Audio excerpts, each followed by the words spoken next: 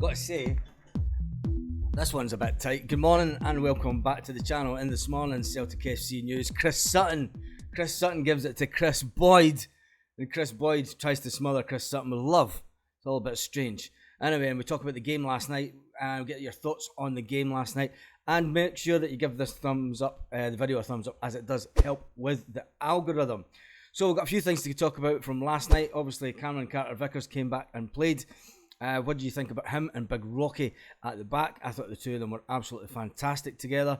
I thought Cameron Carter-Vickers probably got man of the match first half, and I would say that Abada maybe got man of the match the second half. Or was it Bernabe? Bernabe scored a cracking goal, and Brendan Rodgers spoke about it after the game, and he said that basically the first half were terrible, the passing was poor, and it was terrible, and they outplayed us for the first. And remember, stick around to the end of the video to we talk about the Chris Sutton thing.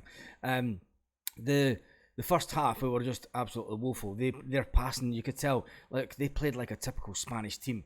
They're not a big European Spanish team. They don't get into Europe a lot, but they do play the typical Spanish game, and they showed that the first half. They kind of dropped off a bit towards the second half, but then Celtic upped their game, and Celtic played a bit more like Celtic the second half, scoring a couple of cracking goals, one from Bernabe, which was an absolute cracker. He comes down the wing, he passes it to Turnbull to O'Reilly back to the on-running Bernabe, who scores a goal. And then you have to look at the one from the one and only Scotsman that gets quite a lot of stick from Celtic fans in saying that he should have been out the door this summer. But give Turnbull a half a chance on the edge of the box, and he's going to score. He's done it all through his career at Celtic. He's done it many times, and he done it again last night, which was fantastic for him. And it's gave Brendan Rodgers something to think about this week. Brendan Rodgers went on to say, and you have to say that the reception that Brendan got before the game was absolutely fantastic. So hats off to all the Celtic fans for that. Yep, you wouldn't expect anything else. Everyone's behind the manager now. Get behind the manager, get behind the team, and push on for this season. When it comes to the game last night, the first half, you've got to think about the bad pass back from Hatate. They basically then score a screamer from about 25 yards out. There were some other passes in the middle of the field that our passing was poor. I mean, even Brendan said it. The first half, the team was just lackadaisical. But there was a lot of players where it was the first game in this pre-season. It was the first time at Celtic Park. It was the first game pre-season. It was the first time playing together. So there will be some tactical changes, Brendan says, made this week to the team before they play their first game this weekend. And that's it. Brendan talks about the fact that James Forrest will get to put up the flag this weekend, raise the flag at Celtic Park. And Brendan said that puts to bed the celebrations from last year. It puts to bed the celebrations of winning the treble. He says now we've got to start over, starting afresh. And his one aim is to bring back the title and not just defend it, but to win it. And that's his main objective, is to make sure that we are champions come May. And he said that we want to continue the Celtic domination that we've had over the last decade. That's right, we've had complete domination of Scottish football over the last decade, and welcome to all the Sevconians that decided to join the live last night. It was quite funny because if you missed the live last night, basically to get you up to speed, I make sure that you have to be a subscriber. And if you're a brand new subscriber on the evening, you have to wait 7 minutes before you can actually comment. So the Sevconians got quite a bit of stick for the fact that they had to wait 7 minutes, and a few people were saying it takes them 7 minutes to string a sentence together on their keyboard. So that was quite funny. And if you missed that, there will be other lives. There will be maybe a live this evening, but yeah, there will be more lives ongoing during the season. Now, Big Cameron Carter-Vickers, he came back, but Brendan says it's touch and go if he'll play the full game this weekend.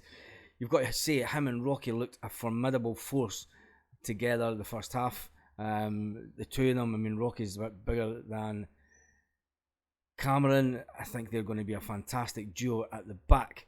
They were obviously replaced at half-time. There was a complete squad change at half-time, complete change of the team, which Brendan did pre-warn us about.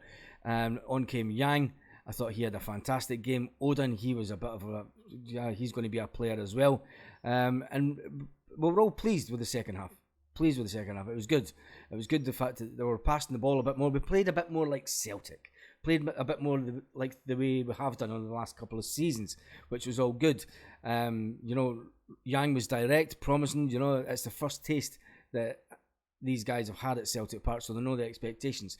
And what it did show you is you're going to have players that played the first half that will be definite starts for the team. And then Brendan basically threw down the gauntlet to a lot of the players for the second half, and they actually came out better. They come out better players. They come out, they got better pass marks. So it's given them a question of, what is going to be his first team pick for the first game of the season. He'll probably go with the guys that finished the season, just as a little nod to them to say, yep, you done it last season, well done. But then it all starts. We have to win this first game. And he said, so yeah, big Cameron Carter-Vickers, although he did get a good 45 minutes in, he says that after being out for 3 months following knee surgery, we need to analyse him over the next couple of days. It was great to have him back. He's an important player for us. It was great to have Tony Ralston back also.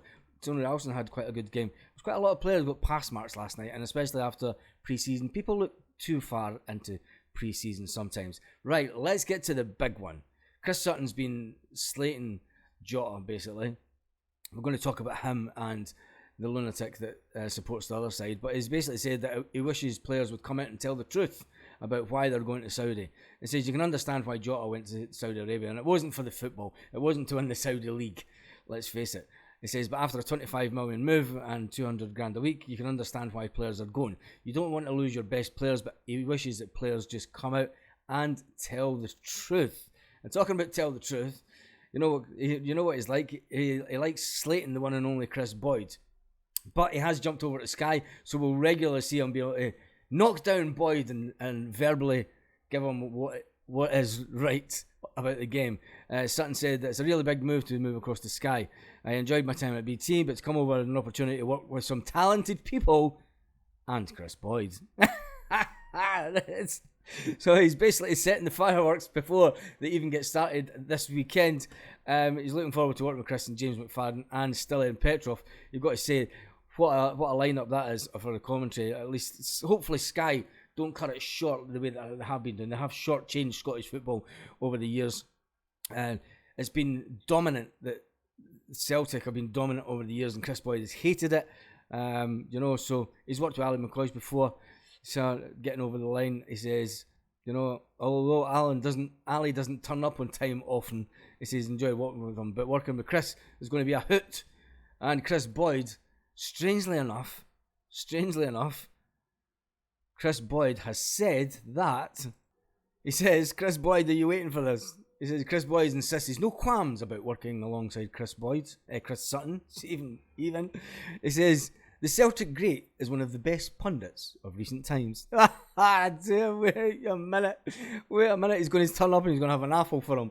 There you go, Mr. Sutton. There's your apple. Can we be friends? Sutton regularly just absolutely slates Kris Boyd over social media, so it'll be interesting to see how they do get on. Boyd obviously dipped his toe into the punditry towards the end of his playing career before moving time into it, but let's say Kris Boyd talks absolute garbage. There's no doubt. He goes on to say, right, he does go on to say, Kris Boyd, he said, there's no doubt that Chris Sutton for me is one of the best pundits of recent times. A lot of people might be surprised at what I'm saying. Of course, you're not surprised. You're getting it big, major bum looking before you get into the studio with him, and he slaps you back down to earth. Anyway, a lot of people might be surprised what I'm saying. There are people who won't want to tune in and listen to anything he has to say. But I have listened to some of the stuff Chris has said in England, and I could easily sit and listen to him. He is brilliant, especially at 10 p.m. at night when you're trying to nod off to sleep. That's it. It has started. The Kris Boyd and Chris Sutton show will be coming to a screen near you soon, and it'll be good to be able to rip them to death on an ongoing basis, says Big Sutton. So on that note, hope you enjoyed this video. Make sure you give it a thumbs up. The big news is James Forrest had a fantastic evening last night. Cameron Carter-Vickers is back. Some of the players that played last night didn't get pass marks, but some of the players that came on second half definitely got pass marks, as you'll see in the afternoon edition of the Celtic News. Have a great day, Celtic fans all around the world. Lit. Pull up to the party, pull up to